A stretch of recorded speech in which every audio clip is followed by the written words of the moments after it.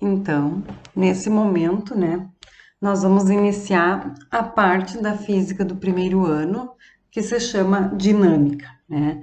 Então, como vocês devem lembrar, no primeiro dia de aula, eu apresentei para vocês o nosso plano de ensino e lá, então, constava como a primeira parte que nós estudaríamos, que se chamava cinemática, e a segunda parte seria a dinâmica. Então, só para a gente diferenciar, né? Na cinemática, a gente estuda os movimentos e não as suas causas, e na dinâmica, então, a gente passa a estudar as causas do movimento, tá? Então, a dinâmica ela é regida por três leis, que são as leis de Newton, tá? São as leis mais importantes, essas vocês já devem ter ouvido falar muito, né? Então, eu vou tentar descrever para vocês uma parte mais teórica das leis de Newton, tá? É a parte mais extensa agora do segundo semestre, tá? Então, provavelmente a gente vai utilizar 3 semanas para trabalhar as leis de Newton. Então, de forma geral, nós vamos trabalhar mais a parte teórica nesse primeiro momento, tá? Então, iniciamos agora com a primeira lei de Newton. A primeira lei de Newton, ela também é conhecida como a lei da inércia. Bom, quando a gente fala que a gente tem uma lei da inércia, né? A primeira pergunta que a gente deveria se fazer é: o que é inércia, né? Então, o que diz essa lei? A primeira lei de Newton, então, diz: se a resultante das forças aplicadas sobre um corpo for nula, este permanecerá no estado de repouso, que é o estado em que a velocidade é igual a zero, ou em movimento uniforme, aquele primeiro movimento que a gente estudou, que diz que a velocidade é constante. E se a velocidade é constante, a consequência é que a aceleração seja igual a zero, tá? Então, primeira pergunta, para poder entender essa lei, né?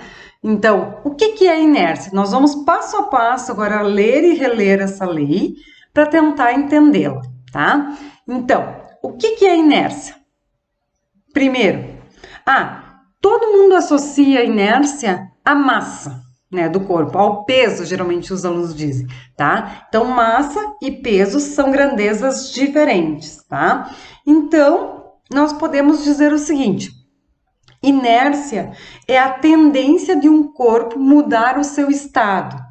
Aí a gente poderia observar, por exemplo, né?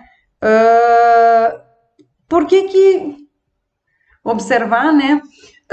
Que aqui ele diz então que nós temos dois estados, né? Ele permanecerá no estado de repouso ou estado em movimento uniforme. Então, o que é inércia? É a tendência que esse corpo tem de manter o seu estado. Se o corpo está em repouso, ele quer se manter em repouso. Se o corpo está em movimento, ele quer se manter em movimento, tá?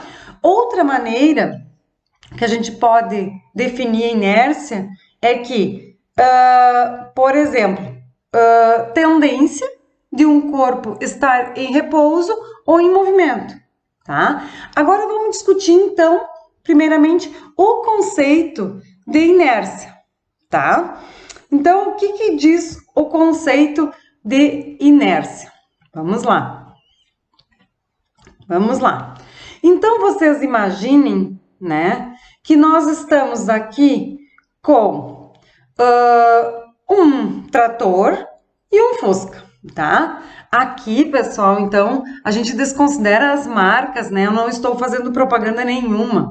Eu só peguei um veículo motor, né, grande e um veículo motor menor. Poderia ser qualquer carro de qualquer marca. A minha pergunta é o seguinte: eu tenho então esse trator e esse Fusca. E os dois, por algum motivo, não estão funcionando, né? E eu preciso colocar eles em movimento. Então, eu preciso empurrar. Qual dos dois é mais fácil empurrar? O trator ou o Fusca? Com certeza, vocês vão me responder que é o Fusca.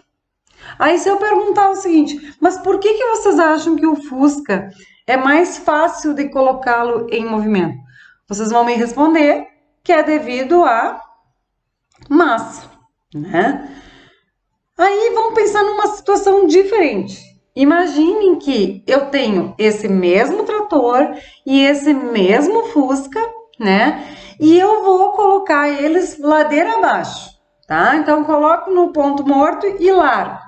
Os dois estão lado a lado. A minha pergunta é: se vocês tivessem que ir se colocar na frente do trator ou do Fusca para tentar colocar ele em repouso, o que que vocês fariam? Vocês preferem ir na frente do trator ou na frente do Fusca, né?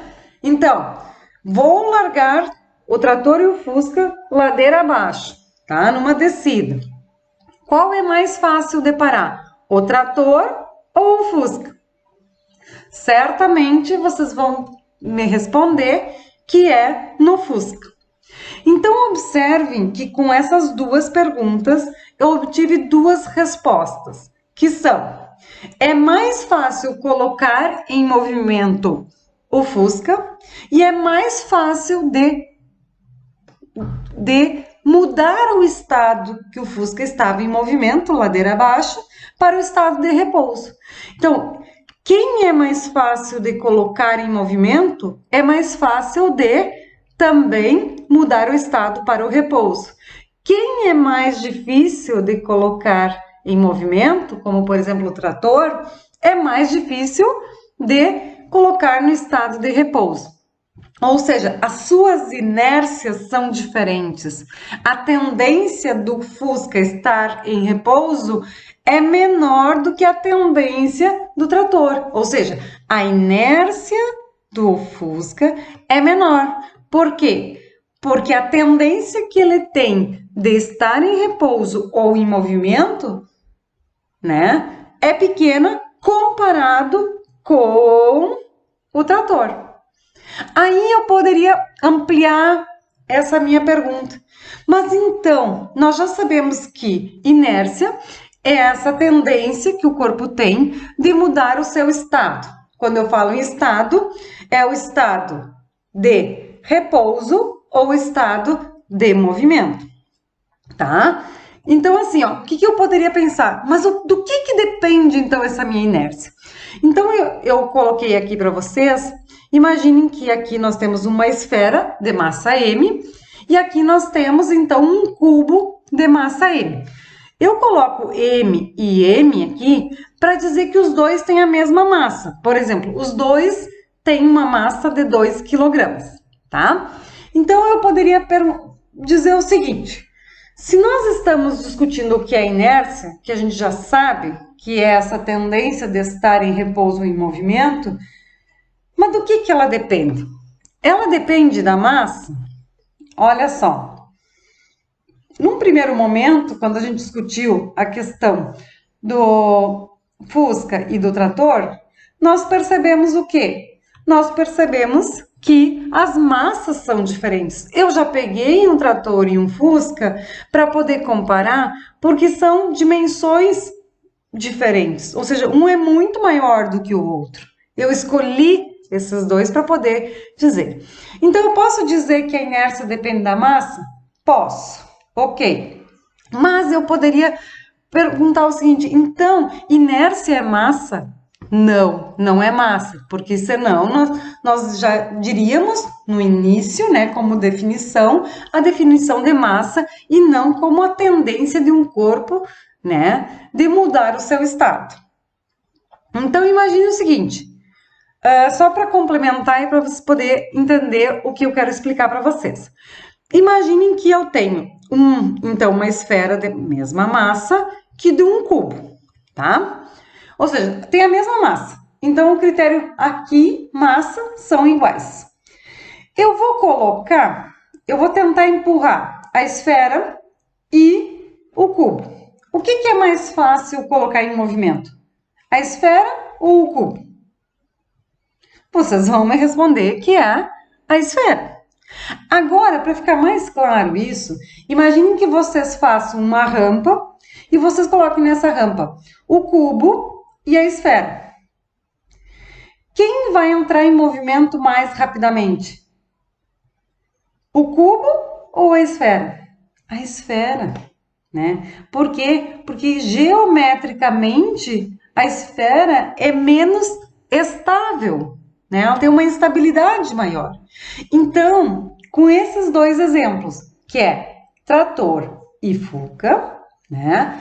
Eu posso dizer que eu consigo concluir que a inércia depende da massa, sim.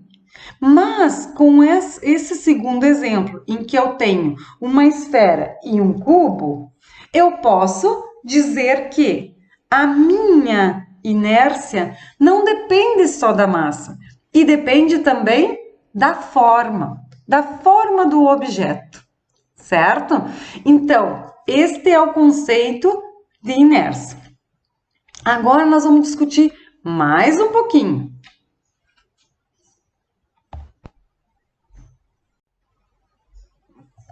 Bom, então retomando. Primeira lei de Newton é a lei da inércia. O que essa lei nos diz? Qual é a tendência de um corpo de manter o seu estado? Ou estado de repouso ou estado de movimento, tá? Então, vamos discutir mais alguns exemplos para a gente poder entender um pouquinho melhor, então, a lei da inércia. Então, vamos primeiro discutir o caso em que eu tenho um ônibus em repouso. Então, imagine, né, que num dia normal de aula, vocês vão pegar um ônibus, né? Então, o que acontece? O ônibus deveria, né, chegar no ponto de ônibus e ele para. Quando ele para, então, o ônibus está no seu estado de repouso, tá? Bom, então vamos entender o seguinte. Quando o ônibus chega no ponto de ônibus, o estado do ônibus é o estado de repouso. Imaginem que, quando o ônibus parou no ponto de ônibus, você já estivesse dentro do ônibus, tá? Então, aqui, ó, vou representar em amarelo o ônibus, né? Imagine, então, que você é esse triângulo vermelho, né? Dentro do ônibus. Está parado, certo? Bom, ele está parado, então a minha velocidade é nula, tá? Mas aí, no momento em que o ônibus acelera, o motorista acelera, né, para frente, eu tenho essa velocidade do ônibus. Então, observe que essa flecha um pouco mais escura, em negrito, representa a direção e o sentido da velocidade do ônibus. Aqui nós temos a outra grandeza, que é a velocidade do ônibus, que tem uma flechinha em cima, é para dizer que essa velocidade também tem um módulo, uma direção e um sentido. Isso nós vamos discutir um pouquinho melhor lá na segunda lei de Newton, tá bem? Então, assim, essa flecha escura representa a velocidade do ônibus no momento em que ele acelera e vocês estão lá dentro do ônibus em repouso. O que vai acontecer com vocês? Bom, vocês têm uma massa e têm uma forma. Vocês, né, o corpo de vocês tem uma inércia.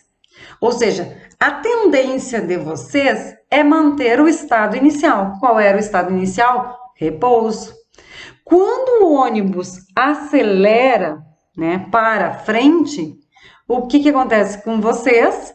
Vocês são arremessados para trás, porque vocês queriam manter o estado de vocês, que era o estado de repouso, certo?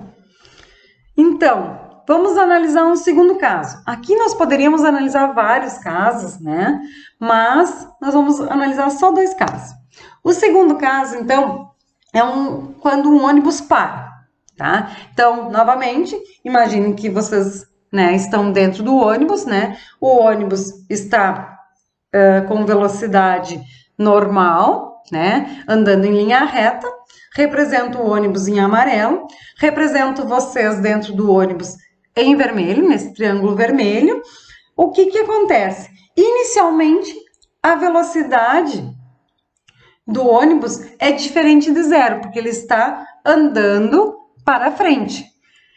O que que acontece? No momento em que o motorista precisa parar, o que que ele faz? Aciona os freios. Para acionar os freios, né? Ele aciona os freios até parar, até porque os passageiros precisam descer, né? Então, o que acontece? Os passageiros estavam com a mesma velocidade do ônibus. Então, se o ônibus estava a 40 km por hora, por exemplo, o corpo de vocês também está a 40 km por hora para frente. No momento em que ele pisa no freio, o que que vai acontecer? O corpo de vocês continua com essa velocidade de 40 km por hora. Então, o que que vai acontecer com vocês? Né? A velocidade do ônibus está em negrito aqui. Vocês serão arremessados para frente, porque o corpo de vocês quer manter o estado do movimento. O corpo de vocês está com a mesma velocidade do ônibus, tá? Então, eu quero manter o estado de movimento. Por isso que é tão perigoso, né, andar em altas velocidades. Porque se você está em altas velocidades, né, o seu corpo pode ser arremessado para fora do carro com a velocidade que esse carro está se deslocando. Então, uma informação importante, né, é que o cinto de segurança, ele foi inventado, né, ele foi proposto pensando, né, no princípio de Newton, que é a primeira lei de Newton, a lei da inércia. Então, o cinto de segurança é uma aplicação da primeira lei de Newton, tá bem? Então, vamos lá. Já sabemos o que é inércia, já sabemos como essa inércia se comporta, né? Em alguns casos, em alguns exemplos. E agora vamos voltar, então, à nossa primeira lei de Newton.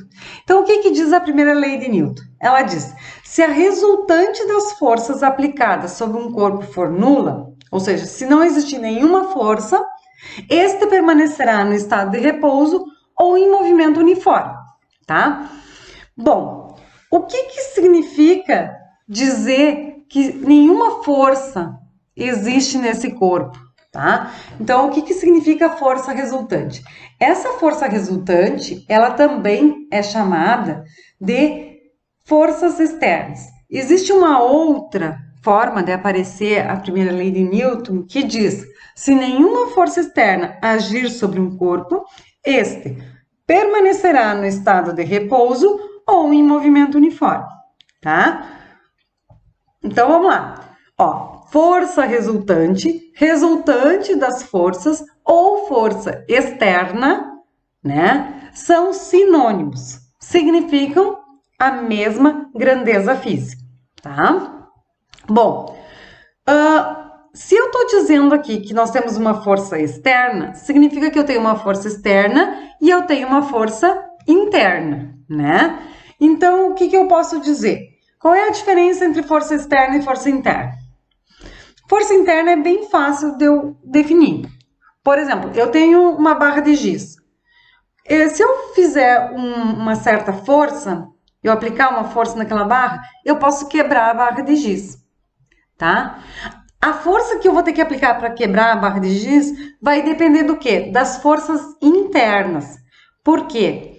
Porque as forças internas são as forças intermoleculares que mantêm o giz naquele formato e naquela composição química, tá? Então, força interna é a força que mantém aquele corpo naquele formato, naquela especificação, composição, tá? O que é força externa? Nesse mesmo exemplo do giz, eu poderia pensar, o giz está ali, paradinho. Quem veio de forma externa fui eu com as minhas mãos, né? Então, eu cheguei ali e rompi as ligações químicas que existiam no giz. O que eu apliquei é uma força externa, é externa ao corpo ou ao sistema que eu estou estudando, certo? Bom, então vamos pegar um exemplo aqui. Então, eu coloquei um referencial aqui, né, uma linha reta, um corpo de massa M, qualquer, né? E em azul eu vou representar uma força que eu vou chamar de força 1. Então, eu vou aplicar uma força 1 nesse corpo. O que eu estarei fazendo quando eu estarei aplicando essa força 1? Eu estarei aplicando uma força externa. Se eu perguntar para vocês, nesse caso aqui, eu aplico apenas uma força, ou seja, eu empurro uma cadeira. Estou agindo uma força externa. E eu chamo essa força de F1, tá? Bom, se eu perguntar para vocês qual é a resultante das forças deste corpo, ou qual é a força resultante desse corpo? Opa, força resultante vai ser igual a essa única força, porque eu só tenho essa força. A ideia de força resultante é o seguinte: eu somo todas as forças e eu substituo ela por uma única. É como se eu tirasse todas as forças do sistema e colocasse uma única para representar as forças do sistema. Então, aqui eu vou dar um outro exemplo, mas a gente vai trabalhar isso na segunda lei de Newton, tá? Então, não se preocupe, eu já estou, né, adiantando um pouquinho o conteúdo. Então, imaginem que eu tenho o mesmo referencial, o mesmo corpo, só que agora eu vou aplicar uma força F1 e eu vou aplicar uma força F2, tá? Então, nesse caso, se eu perguntar para vocês, eu tenho duas forças, ou seja, eu tenho duas pessoas empurrando um Fusca. Qual é a força resultante? Ou seja, se eu substituir essas duas forças por uma única força, qual vai ser ela?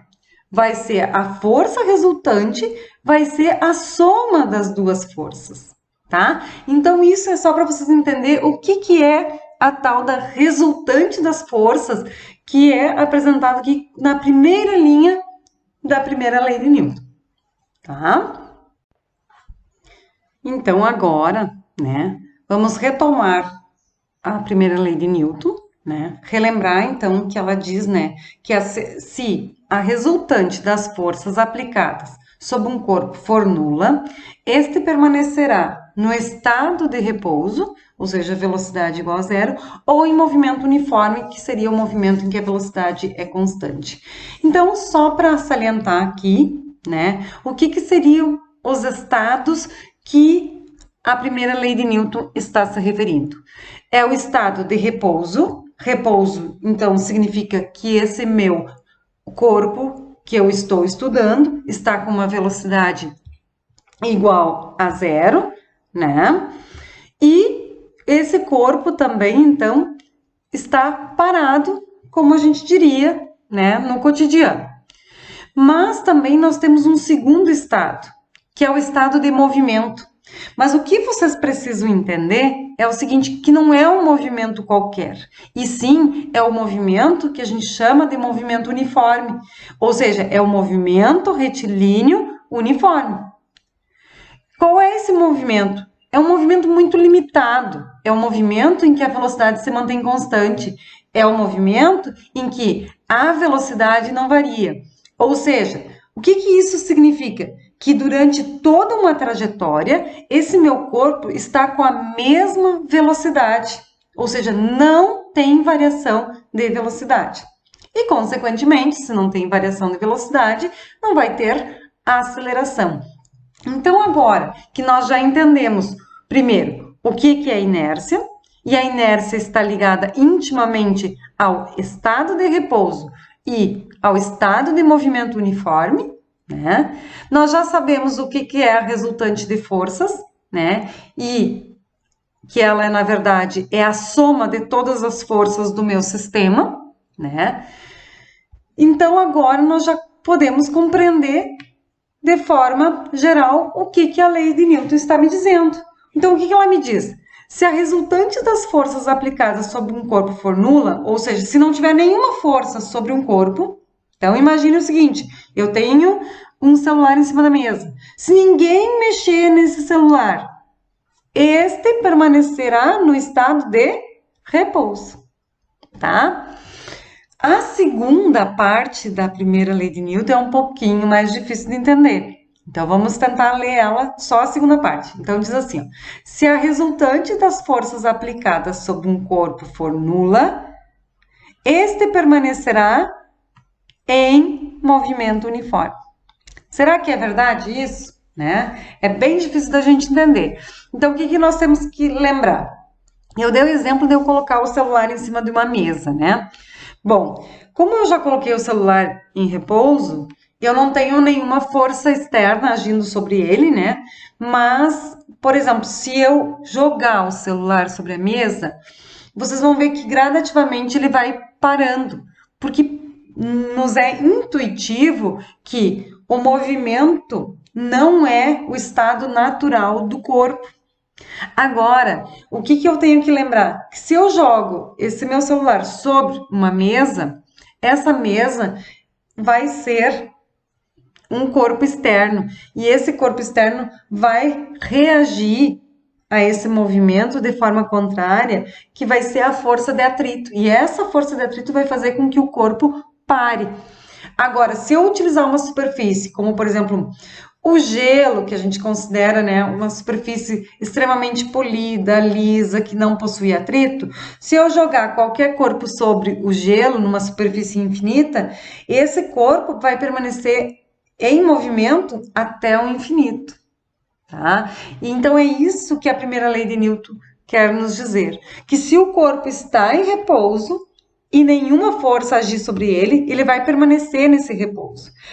E se nenhuma força, né, ou a resultante das forças for igual a zero, significa que esse corpo que estava em movimento uniforme vai permanecer em movimento uniforme, tá? Então, a primeira lei de Newton se resume em: se eu estou em repouso, eu quero manter o repouso; se eu estou em movimento, eu quero manter o meu movimento, tá bem?